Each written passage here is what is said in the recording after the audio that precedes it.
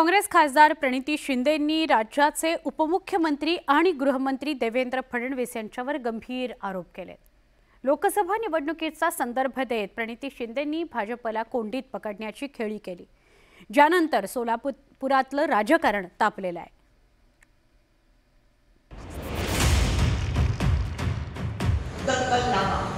लोकांमध्ये विभागणी करा, पेटवा-पेटवी करा आणि निवडून या असं त्यांना सांगितलं गेलेलं। आम्ही बोलायला लागलो तर खूप महागात पडेल। दंगली घडवण्याचं पाप या महाराष्ट्र आणि देशात कुणी केलं तर शरद पवार साहेबांच्या काळात झालं, काँग्रेसच्या काळात झालं। सोलापूरमध्ये लोकसभा निवडणुकीनंतर आरोप प्रत्यारोपांचा राळ उठल्याचं पाहायला मिळालंय। त्याचं कारण ठरलंय नवनिर्वाचित काँग्रेस खासदार प्रणिती शिंदेंचा हा आरोप। सोलापुरात लोकसभा निवडणुकीत काँग्रेस आणि भाजपमध्ये जोरदार आरोप प्रत्यारोपांचा सामना रंगलेला। या संघर्षात काँग्रेसच्या प्रणिती शिंदेंनी भाजपच्या राम सातपुतेंचा 74,000हून अधिकच्या मताधिक्यानं पराभव केला। आता निकालानंतरही हे सत्र काही थांबण्याचं नाव घेत नाहीये। सोलापूर लोकसभा मतदारसंघातून विजयी झाल्यानंतर कृतज्ञता मेळाव्यात बोलताना खासदार प्रणिती शिंदेंनी निवडणुकीत प्रक्षोभक भाषणांचा संदर्भ देत देवेंद्र फडणवीस आणि भाजपवर टीकेची झोड उठवली। देवेंद्र फडणवीसची आणि त्यांची सगळी पिल्लावर आपल्या सोलापुरात आलेली सांगितलेलं दंगली लावामध्ये दंगल लावणार होते 2 दिवस आधी सोलापुरात। लाच वाटायला पाहिजे, रक्तावर राजकारण करतात लोक। आज मी करावे का नाही बोलणार?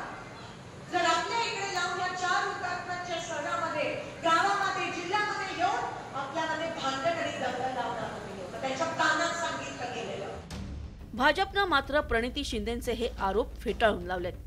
दंगली या काँग्रेसच्या काळात घडल्या, याचा प्रणिती शिंदेंना विसर पडल्याचा टोला भाजप जिल्हाध्यक्षांनी लगावलाय। तर चंद्रकांत पाटलांनीही केवळ प्रसिद्धीसाठी प्रणिती शिंदे अशी स्फोटक वक्तव्य करत असल्याचा पलटवार केलाय। लोकांना परत दंगली, जाती पाती, धर्म अशामध्ये अडकवून मूळ मुद्द्यावर भरकवण्याचं काम प्रणिती शिंदे करत आहेत। प्रणिती शिंदे, तुम्ही आता मुद्द्याचं बोला। तुम्ही ज्या गोष्टी लोकांना स्वप्न दाखवले ते पूर्ण करा। कोणाच्या काळात दंगली झाले, काय घडले, दंगलीचं काढायचं ठरलं तर गोष्ट खूप लांब जाईल। आपण माननीय देवेंद्रजीवर बोलताना, आमची लाज काढत असताना आपण खासदार आहात, आपण शब्द जपून वापरा। आम्ही बोलायला लागलो तर खूप महागात पडेल। आपलं वक्तव्य रोज टीव्हीवर बघण्याकरता काही लोकांना सवय लागली आहे। असं स्फोटक वक्तव्य करायचं ज्यातनं आपले त्या ठिकाणी काही प्रसिद्धी वाढेल। खरं तर दंगली थांबल्या पाहिजे याकरता मोदीजी आणि आम्ही सर्व काम करतो आहे।